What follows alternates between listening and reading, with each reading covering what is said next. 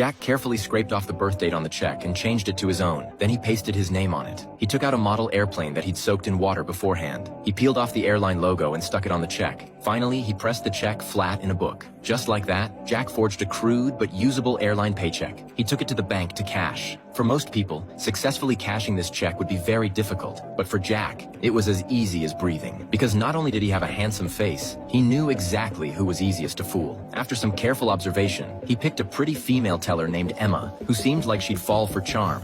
Welcome to Miami Mutual Bank. How may I help you? My name is Frank Taylor. I'm a co-pilot for Pan Am. I'd like to cash this check here, and then I'd like to take you out for a steak dinner.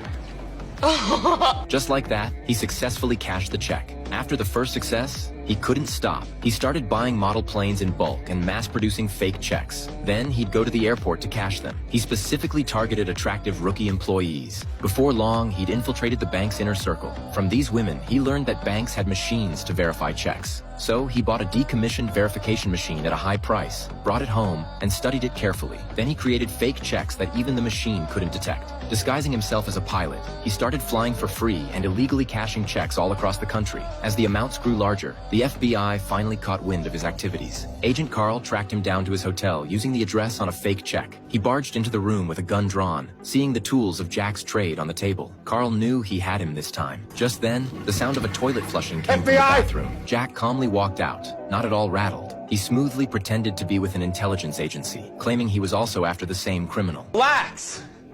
You're late, all right?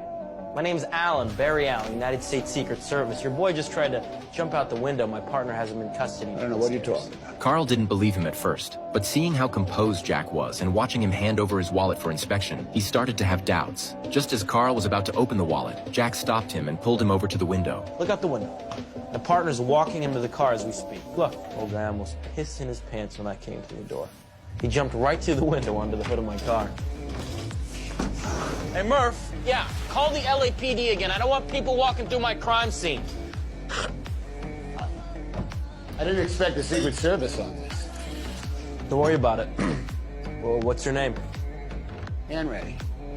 Carl Henry. To prove his professionalism, Jack turned the tables and asked Carl to show his credentials. Carl handed them over. Well, tough luck, Carl. 5 minutes earlier, you would have landed yourself a pretty good collar. It's all right.